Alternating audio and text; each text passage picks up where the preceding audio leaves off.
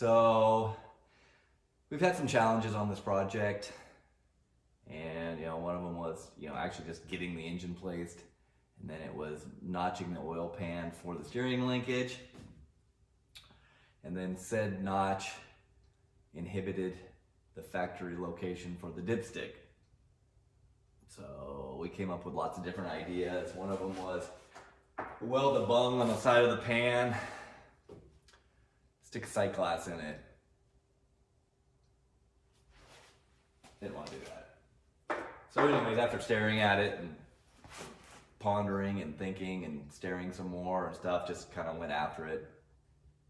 And so keep watching and you'll see what we did.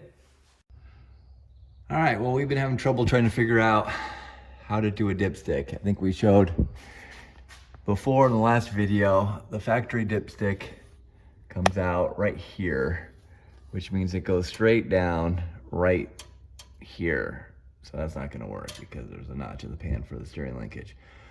So we've mocked it up, and this pan's gonna use remote mounted oil lines that are gonna come off and go forward to a remote mounted oil filter. So what we got going on here is this is just a magnet holding the fitting on. It's a piece of steel tube, pipe thread to inverted flare, and we're gonna make our own custom dipstick. Gonna weld it to the pan, and right here all the way forward, it'll be able to go into the sump, and we should be able to route it up and under the exhaust manifolds up there. So I think that's gonna be the best solution. And so we're gonna pull the pan off and get this thing all welded up. All right, so we got the pan off, got the fitting TIG welded on. We got our quarter inch, this is quarter inch brake line. And so I have an adapter fitting that goes from quarter inch brake line to the inverted flare. And so this will go on there, and then we'll just bend it up and it's slightly forward. So I think I'm gonna install this thing or get the pan back on the car just for mock up and then. All right, so we've got the dipstick in place, and we got the angle coming off of it right, and here's our oil line. So our oil lines are gonna come here, come off here, run up here through the frame. Not gonna conflict with anything. Our exhaust is back here. So we're all clear, we're all good. I'll have to adjust the height of the dipstick at the top and put a clamp to hold it to probably one of the exhaust manifold bolts. But right now I need to pull the pan off and figure out how the dipstick's gonna come through the oil pan into the sump.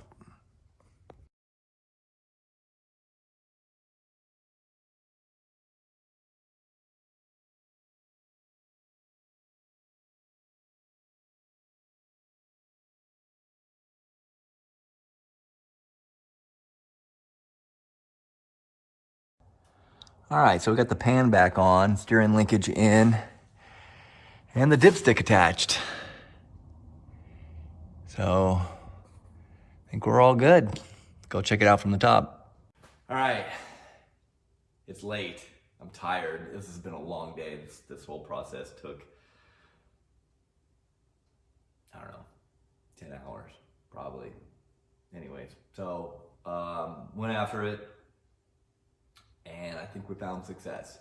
So the pan's on, the dipstick's attached to the pan, and we've got the dipstick attached to the engine. And it looks pretty cool. It came out pretty good. So let me give you guys a little look-see at what we got going on. So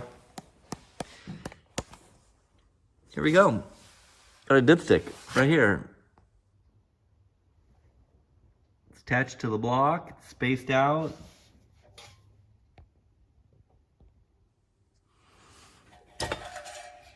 Works and everything. So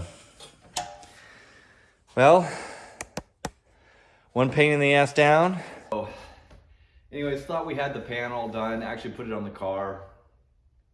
Did some thinking and just realized that when we notched the pan, we lost some capacity. And the pan probably was pretty marginal on capacity anyways. You need at least 4 quarts in the pan sump area to really be sufficient.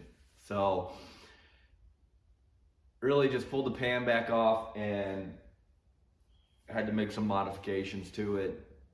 So this is sort of a after the thought edit. We've got some pictures of how we did it and what we did, but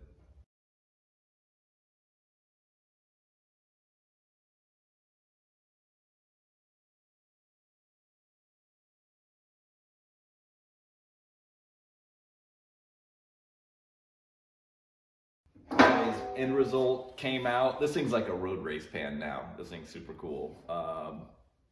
It's got side kick out sumps. And actually now it's really internally baffled really well too. I'll kind of walk you through and show you the inside, how the inside of the pan came out. So, you know, we were able to gain over a quart. I think we were right at 3 quarts in the sump, and then with these kickouts on here, we're just over four quarts. And so one of the things that I did was, instead of notching the inside of the pan out completely for these, I just drilled holes. And so what it's going to do is it's going to keep the oil from sloshing around too much, actually act like a baffled pan. So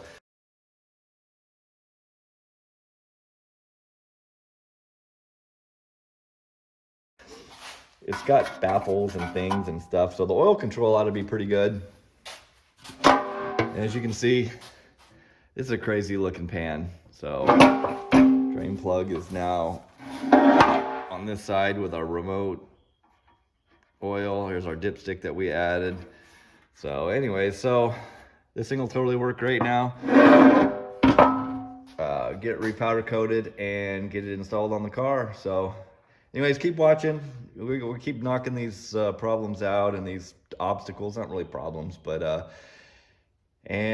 all's good. Thanks for watching.